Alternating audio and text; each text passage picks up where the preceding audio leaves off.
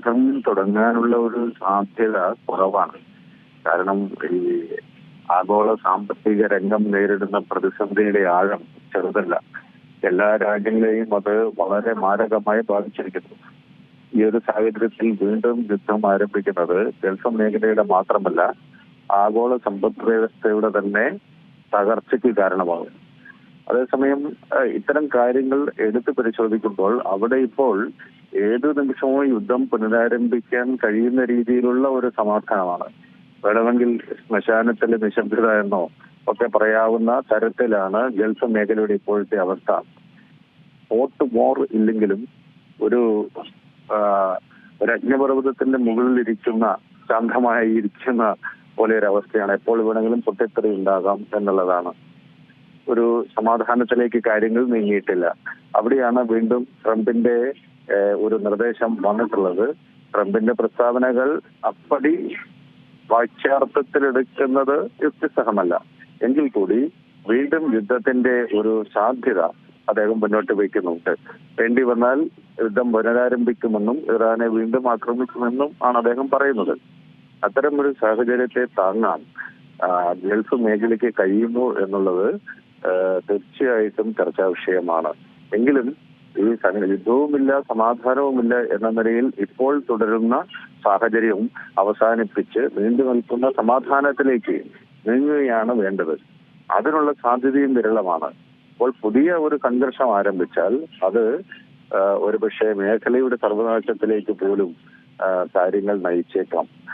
പക്ഷേ ഇപ്പോൾ കിട്ടുന്ന ഒരു വാർത്ത അവിടെ ഒരു നെഗോഷിയേറ്റഡ് സെറ്റിൽമെന്റിലേക്ക് ഇതുവരെ നീങ്ങാൻ സാധിച്ചിട്ടില്ല. ഇറാൻ ഇതുവരെ മുന്നോട്ട് വെച്ച പ്രപ്പോസലുകൾ ട്രംപ് അംഗീകരിച്ചിട്ടുമില്ല. പുതിയ നിർദ്ദേശങ്ങളാകട്ടെ അമേരിക്കയുടെ ഭാഗത്തു നിന്ന് വന്നിട്ടുമില്ല. സമാധാനത്തിന് മധ്യസ്ഥത വഹിക്കുന്ന പാകിസ്ഥാനോ അതല്ലെങ്കിൽ ഒമാൻ പോലെയുള്ള രാജ്യങ്ങളുടെ ഭാഗത്തു നിന്ന് ക്രിയേറ്റീവായ നിർദ്ദേശങ്ങളും വന്നിട്ടില്ല. ഈ സാഹചര്യത്തിൽ സംഘർഷാത്മകമായി ഇറാൻ അമേരിക്ക ബന്ധങ്ങൾ തുടരുകയാണ്. യുദ്ധത്തിനുള്ള സാധ്യത നമുക്ക് പൂർണ്ണമായി തള്ളിക്കളയാൻ സാധിക്കില്ല. പക്ഷേ ആഗോള സാമ്പത്തിക ഘടനകളിൽ വന്നിട്ടുള്ള മാറ്റങ്ങളും യൂറോപ്പ്, ഇന്ത്യ, ചൈന തുടങ്ങിയ രാജ്യങ്ങളുടെ പൊതുവായ നിലപാടുകളും ഇക്കാര്യത്തിൽ നിർണായകമാകും. ട്രംപിന്റെ ചൈന സന്ദർശനത്തിന്റെ ഒരു പശ്ചാത്തലത്തിൽ ചില ധാരണകൾ എത്തിയിട്ടുണ്ട് എന്നാണ് മാധ്യമങ്ങൾ റിപ്പോർട്ട് ചെയ്തിട്ടുള്ളത്. അപ്പോൾ ഒരു യുദ്ധം ഉണ്ടാവാതെ തന്നെ പ്രശ്നപരിഹാരത്തിലേക്ക് കാര്യങ്ങൾ നീങ്ങാനായിരിക്കും സാധ്യത. അതെ, ഈ ആഗോള സമ്പദ് വ്യവസ്ഥയെ യുദ്ധം അത് എത്രത്തോളമാണ് ബാധിച്ചതെന്ന് നമ്മൾ കണ്ടതാണ്. അതിൻ്റെ അലയൊലികൾ കേരളത്തിലടക്കം എത്രത്തോളം ബാധിച്ചു എന്ന് നമ്മൾ കണ്ടതാണ്. ഈ സാഹചര്യത്തിൽ യുദ്ധം വീണ്ടും പുനരാരംഭിക്കാതിരിക്കാൻ തന്നെയാണ് സാധ്യത. ഒരു പക്ഷേ വീണ്ടും ഒരു യുദ്ധം അത് പൊട്ടിപ്പുറപ്പെടുകയാണെങ്കിൽ അത് എങ്ങനെയൊക്കെയാകും ബാധിക്കുക ഈ ലോകരാജ്യങ്ങളെ? അല്ല, അമേരിക്ക രണ്ടാം ഘട്ടത്തിൽ അവർ സ്ട്രാറ്റജൈസ് ചെയ്തിട്ടുള്ളത് ഒരു സാമ്പത്തിക യുദ്ധമാണ്. ചൈനയുമായിട്ട് വ്യാപാര യുദ്ധം ആരംഭിച്ച രൂപത്തിൽ സമ്പൂർണമായ ഉപരോധം ഏർപ്പെടുത്തി ഇറാന്റെ ഏറ്റവും പ്രധാനപ്പെട്ട ധന സ്രോതസ്സായ എണ്ണയും പ്രകൃതിവാതകവും പുറത്തേക്ക് പോകാതെ തടയുക. അത്തരത്തിലൊരു നാവിക ഉപരോധവും സമ്പൂർണമായ ഉപരോധം ഇതിനു മുമ്പ് നിലനിൽക്കുന്നുണ്ട്. അതോടൊപ്പമാണ് സാമ്പത്തിക ഉപരോധം സമ്പൂർണമായി നാവിക ഉപരോധവും കൂടി ചെലുത്തി ഇറാനെ പരിപൂർണമായ സമ്മർദ്ദത്തിലാക്കി അമേരിക്ക മുന്നോട്ട് വെക്കുന്ന ഒരു സമാധാന ഉടമ്പടിയിൽ ഒപ്പുവെപ്പിക്കുക എന്ന തന്ത്രമാണ്. എന്നാൽ അത് ഇതുവരെ ഫലം കണ്ടിട്ടില്ല എന്നാണ് സൂചന. അതോടൊപ്പം ഈ ക്രൂഡ് ഓയിലിന്റെ വില ഉയരുകയും ലോക സാമ്പത്തിക രംഗം പ്രതിസന്ധിയിലേക്ക് നീങ്ങുകയും ചെയ്ത സാഹചര്യത്തിൽ ഇറാനിൽ നിന്നുള്ള എണ്ണയ്ക്കുള്ള ഉപരോധം പരിമിതമായ തോതിലെങ്കിലും പിൻവലിക്കുവാനും റഷ്യൻ എണ്ണയുടെ മേൽ ചുമത്തിയിട്ടുള്ള ഉപരോധം പിൻവലിക്കുവാനും ഒക്കെ നിർബന്ധിതമായ സാഹചര്യവും കൂടിയുണ്ട്. ഇന്ത്യയെ സംബന്ധിച്ചിടത്തോളം വലിയ പ്രതിസന്ധിയിലേക്ക് പോകും. ഇപ്പോൾ തന്നെ 2 തവണ നമ്മളുടെ പെട്രോൾ ഡീസൽ വില കൂടിക്കഴിഞ്ഞു. LPG ശേഖരം വളരെ കുറഞ്ഞിരിക്കുന്നു. അപ്പോൾ ഈ ഒരു സാഹചര്യത്തിൽ നമ്മൾ വലിയ പ്രതിസന്ധിയിലേക്ക് പോകും. ഇതിന് പുറമെയാണ് വീണ്ടും യുദ്ധം ആരംഭിച്ചാൽ 1 കോടിയോളം വരുന്ന ഇന്ത്യക്കാരുടെ ജീവനും സ്വത്തിനും ഒക്കെ സംരക്ഷണം നൽകുക എന്ന് പറയുന്നത് ഏറെക്കുറെ അസാധ്യമായ കാര്യമാണ്.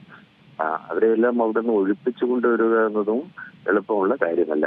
അപ്പോൾ ഇന്ത്യയെ സംബന്ധിച്ചിടത്തോളം എണ്ണ പ്രകൃതിവാതക മേഖലയിൽ ഗൾഫിലെ മേലുള്ള ആശ്രിതത്വം നമ്മുടെ സാമ്പത്തിക രംഗത്തെ പ്രതികൂലമായി ബാധിക്കുന്നതോടൊപ്പം ഗൾഫിലുള്ള പ്രവാസികളുടെ സുരക്ഷിതത്വവും അവരുടെ പുനരധിവാസവും കൂടി കണക്കിലെടുക്കേണ്ടി വരുമ്പോൾ മാരകമായ പ്രത്യാഘാതം നമ്മുടെ സമ്പദ്ഘടനയ്ക്കുണ്ടാവും.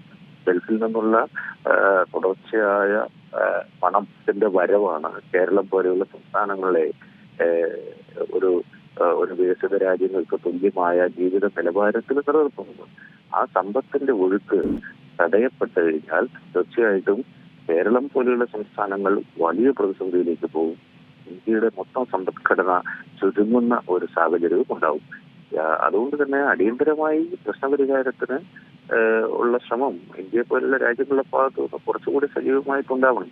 നമുക്കതിനുള്ള ശേഷിയുണ്ട്. ഇസ്രായേലുമായിട്ടും അമേരിക്കയുമായിട്ടും ചൈന, റഷ്യ, അതുപോലെ യൂറോപ്യൻ യൂണിയൻ, ഈ രാജ്യങ്ങളുമായിട്ടൊക്കെ വളരെ സൗഹൃദപരമായ ബന്ധമുള്ള ഒരു രാജ്യമാണ് ഭാരതം. അതുകൊണ്ട് വലിയ പ്രത്യാഘാതം ഉണ്ടാകും ഈ അവസ്ഥ ഗൾഫിൽ തുടർന്നാൽ എന്നത് സവിശേഷമായി പരിഗണിച്ചുകൊണ്ട് ഒരു ചർച്ചയിലൂടെയുള്ള പ്രശ്നപരിഹാരത്തിലേക്കും സുസ്ഥിര സമാധാന പ്രക്രിയയ്ക്കും ഒരുപക്ഷെ ഭാരതം നേതൃത്വം നൽകേണ്ടത് അനിവാര്യമാണെന്നാണ് ഈ ഘട്ടത്തിൽ എനിക്ക് പറയാനുള്ളത്.